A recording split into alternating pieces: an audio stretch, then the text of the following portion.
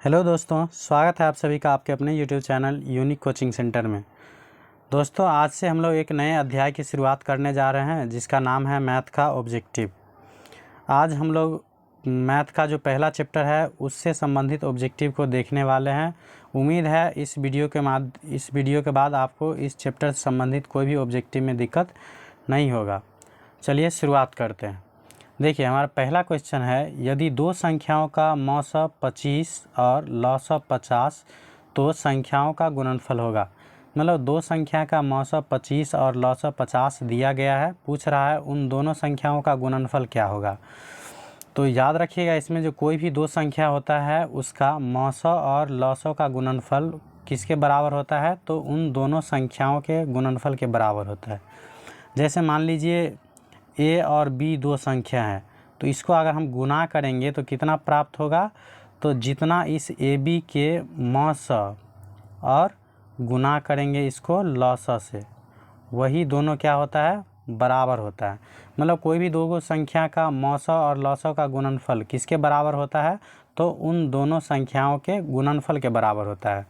तो यहाँ भी दो संख्याओं का मौसा और लौसा दिया गया है, हमको पूछ रहा है संख्याओं का गुणनफल क्या होगा। तो हम लोग अभी क्या जाने हैं, जो दो संख्याओं का गुणनफल बराबर होता है किसके, तो उसके मौसा और लौसा के गुणनफल के बराबर होता है। तो यहाँ भी हम लोग सेम कर देंगे, जो मौसा और लौसा का गुना कर देंगे तो यह दोनों संख्या का गुणनफल प्राप्त हो जाएगा। तो यहाँ बैठा देंगे, मौसा कितना है 25 और लौसा दिया गया है कितना 50। इन दोनों का अगर हम लोग गुना करेंगे तो 5 25 का कितना हो जाएगा 5, हाथ में रहेगा 2, 5 को 2 से तो 5 दूना कितना हो गया 10, और हासिल 2 था, इसको जोड़ देंगे तो कितना हो गया 12, और यह एक 0 हो जाएगा। तो इसमें इसका आंसर हो जाएगा कितना 1250। तो इसमें ऑप्शन नंबर कितना हो जाएगा ए। चलिए नेक्स्ट क्वेश्चन हमारा है दूसरा, निम्नलिखित में कौन अभाज्य संख्या है। देखिए, अभाज्य संख्या किसे कहते हैं, तो एक से बड़ी वह संख्या, एक से बड़ी वह संख्या जिसका सिर्फ दो गुणनखंड हो। दो गुणनखंड कहने का मतलब है जो वह संख्या सिर्फ दो संख्या से कटता है। जैसे दो किससे कटेगा, तो एक से कटेगा और दूसरा 2 से कटेगा। तो इसका सिर्फ कितना गुणनखंड हो गया 2, तो 2 एक क्या हो गया अभाज्य संख्या। इसी प्रकार 3, तो 3 है तो देखिए किस चीज़ से कटेगा, एक से कटेगा और एक 3 से कटेगा। तो इसका भी मात्र कितना गुणनखंड हो गया 2। इससे बड़ा लेंगे तो मान लीजिए 5 किस चीज़ से कटेगा, तो एक से कटेगा और दूसरा 5 से कटेगा।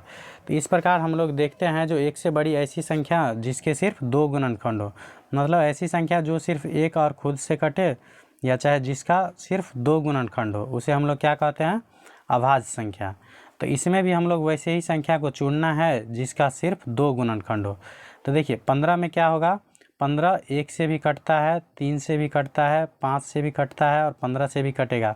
तो ये तो अभाज्य संख्या होगा नहीं, क्योंकि इसको 2 से अधिक गुणनखंड हो गया। 12 उसी प्रकार देखिए 1 से भी कटेगा, उसके बाद 2 से भी कट जाएगा, 3 से भी कट जाएगा, 4 से भी कट जाएगा, 6 से भी कट जाएगा। तो इस प्रकार 12 भी क्या होगा अभाज्य संख्या नहीं होगा। 23 को देखेंगे तो देखिए 23 से सिर्फ 1 से कटेगा और 23 है तो 23 से कटेगा, बीच में किसी अन्य संख्या से नहीं कटता है। इसीलिए हम लोग कह सकते हैं जो 23 क्या है एक अभाज्य संख्या। तो इस प्रकार हमारा आंसर क्या हो गया बी। देखते हैं नेक्स्ट क्वेश्चन। देखिए तीसरा क्वेश्चन है हमारा, जो 3825 के अभाज्य गुणनखंड में 3 का अधिकतम घातांक क्या है।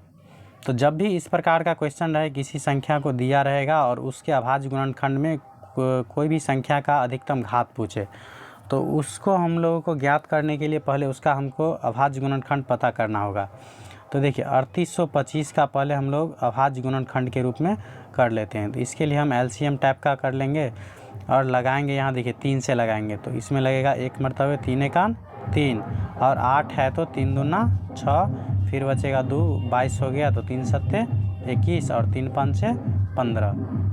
फिर किससे लगेगा, तो देखिए 3 से फिर लग रहा है, 3 से अगर इसमें लगाएंगे तो 3 चौके 12, फिर 7 में देंगे तो 3 दूना 6, यहाँ से 1 बच गया, 1 पर 5 कितना हो गया 15, तो 3 पंचे 15। फिर उसके बाद हम लोग लगाएंगे तो देखिए 3 से अब नहीं लगता है, तो अब लगाएंगे हम लोग 5 से। तो 5 से लगाएंगे तो कितना हो गया, 5 अट्ठे 40, 5 25। तो इस प्रकार हम यहाँ भी डिसाइड कर सकते हैं कि इसमें 3 मात्र कितना आया, 2 बार। तो इसमें 3825 के अभाज्य गुणनखंड में 3 का अधिकतम घात कितना हो जाएगा, तो इसका आंसर हो जाएगा 2। इसी में अगर हमको 5 का अधिकतम घात पूछता तो हम इसमें और लगाते जाते और देखते कि 5 मतलब कितना बार आ रहा है, तो उसका अधिकतम घात हम वो लिख देते। उम्मीद है जो आप लोग समझ गए होंगे। देखते हैं नेक्स्ट क्वेश्चन, चौथा। देखिए चौथा सेम उसी प्रकार का क्वेश्चन है, जो 625 के अभाज्य गुणनखंड में 5 का अधिकतम घातांक क्या है। उसमें था 3 का अधिकतम घात और इसमें है 5 का अधिकतम घात। तो सेम हम लोग उसी प्रकार से निकालेंगे। 625 का भी हम लोग क्या करेंगे, अभाज्य गुणनखंड करेंगे पहले।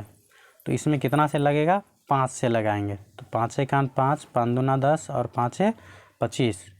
फिर 5 से लग रहा है तो 5 से लगा देंगे, 5 दूना 10 और 5 25। फिर 5 से लग रहा है तो 5 25 और फिर एक बार 5 से लग रहा है तो 5 एकान 5। तो इस प्रकार हम लोग देखते हैं जो 625 के अभाज्य गुणनखंड में 5 कितना बार आ रहा है, तो 4 बार आ रहा है। तो इसका मतलब हम लोग 5 4 बार आ रहा है तो 5 का पावर 4 लिख देंगे। तो इसका मतलब हो गया जो 5 का अधिकतम घातांक कितना होगा, तो इसका आंसर हो जाएगा 4, ऑप्शन नंबर डी। चलिए देखते हैं नेक्स्ट 5 नंबर क्वेश्चन। देखिए 5वां क्वेश्चन है, जो ए और बी सहअभाज्य कहलाते हैं यदि म स ए बी बराबर है। मतलब ए और बी सहअभाज्य संख्या होगा तो ए और बी का म स क्या होगा। तो देखिए सहअभाज्य संख्या किसे कहते हैं, तो जब कोई भी दो संख्याओं का म स कितना आता है, 1। कोई भी जब दो संख्या का म स कितना आएगा, 1, तो वे दोनों संख्या एक दूसरे के सहअभाज्य कहलाता है। जैसे मान लीजिए ए और बी ये सहअभाज्य है। तो सहअभाज्य कब होगा, जब इन दोनों संख्याओं का म स कितना आएगा, 1। तो सेम वही कह रहा है, जो ए और बी मान लीजिए यहाँ सहअभाज्य संख्या है तो ए बी का म स कितना होगा, तो इसका आंसर हो जाएगा ए। सेम इसी प्रकार का कुछ भी पूछ सकता है, जैसे मान लीजिए एक्स और वाई बोलेगा सहअभाज्य है तो इन दोनों का म स कितना होगा, तो म स इन दोनों का बराबर कितना हो जाएगा, 1। याद रखिएगा जो सहअभाज्य संख्या किसे कहते हैं, तो ऐसी दो संख्या जिनका म स कितना होता है, 1, उसे सहअभाज्य कहेंगे। चलिए देखते हैं नेक्स्ट क्वेश्चन 6 में। देखिए बोल रहा है निम्नलिखित में कौन परिमेय संख्या नहीं है। परिमेय संख्या नहीं है मतलब अपरिमेय संख्या होगा।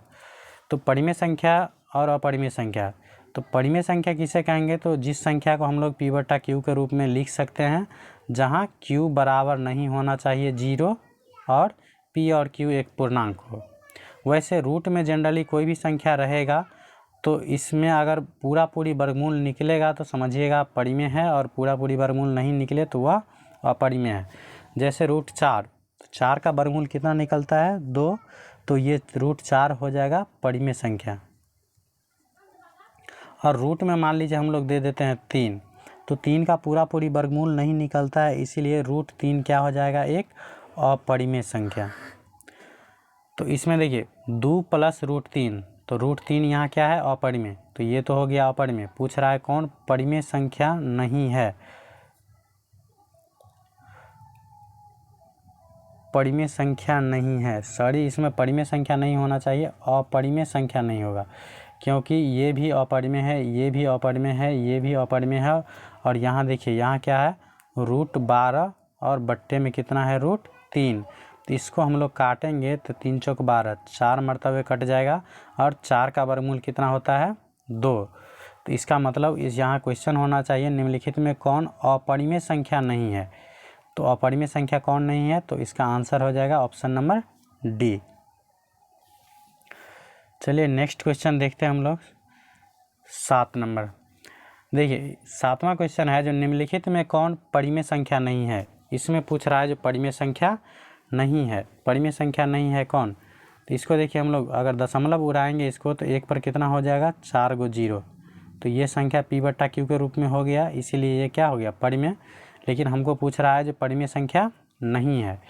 यहाँ दिया हुआ है 3.456 6 पर है रिपीट, तो इसको हम 6 पर रकडिंग डाल सकते हैं। तो इसको भी हम लोग P बटा Q के रूप में लिख सकते हैं, क्योंकि जिस संख्या पे रकडिंग रहता है उसके बदले 9 पड़ता है, और दशमलव के बाद वैसे जनरली जितना संख्या रहता है उतना 0। तो 4 और 5 दो संख्या होता है, तो 2 0 डाल देंगे, और जिस संख्या पे रकडिंग नहीं रहता है उस संख्या को हम लोग घटा देंगे।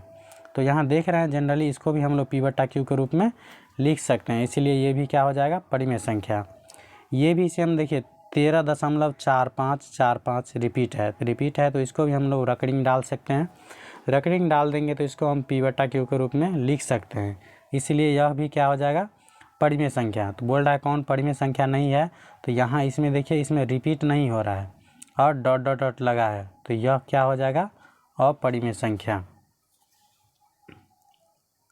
चलिए नेक्स्ट क्वेश्चन देखते हैं। नेक्स्ट है 8वां नंबर क्वेश्चन, यहाँ क्वेश्चन नंबर 8 हो जाएगा। पूछ रहा है निम्नलिखित में कौन सा युग्म सहअभाज्य है।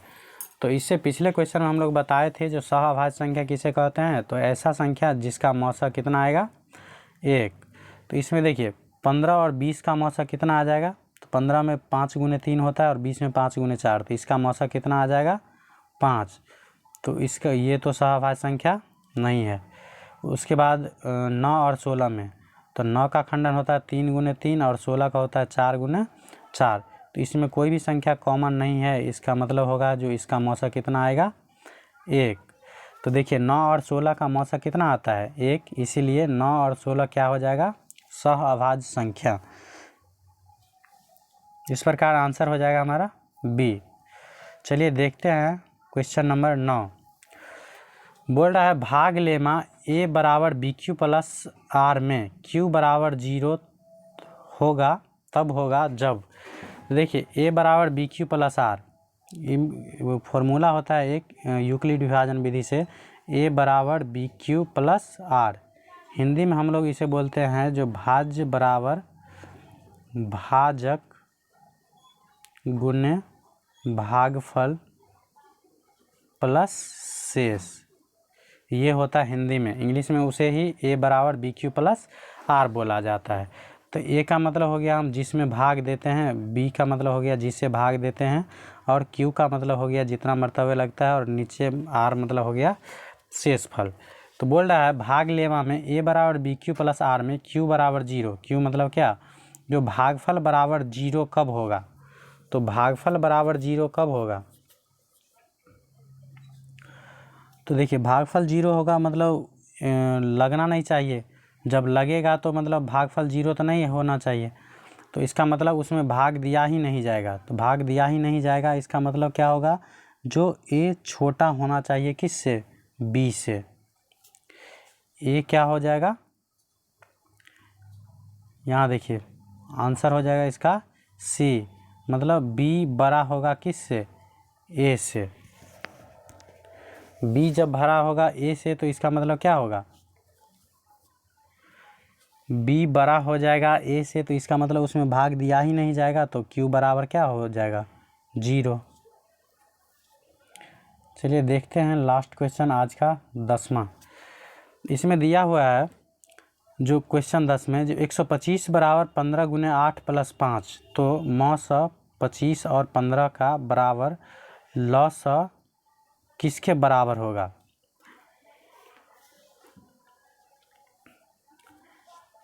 यहाँ मौसा नहीं होना चाहिए, यहाँ क्या होगा, लॉसा होगा।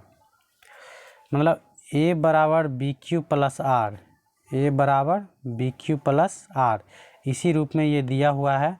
तो इसमें याद रखिएगा जो AB का मौसा जो होता है वो बराबर होता है किसका, B और R का मौसा। मतलब a बराबर BQ प्लस R में मौसा AB का बराबर होता है मौसा BR का। AB का मतलब जैसे B से हम लोग भाग देते हैं A में, तो यहाँ Q होता है और यहाँ क्या होता है R। तो मतलब AB का मौसा कहने का मतलब क्या हो गया, जो भाज्य और भाजक का मौसा बराबर होता है किसका, तो भाजक और शेषफल का। तो सेम इसी प्रकार यहाँ हो जाएगा, भाजक और शेषफल कौन है, तो देखिए भाजक यहाँ कौन हो गया 15 और शेषफल हो गया 5, तो इसका आंसर हो गया 15 और 5। तो इस प्रकार से आंसर हो गया हमारा ऑप्शन नंबर ए।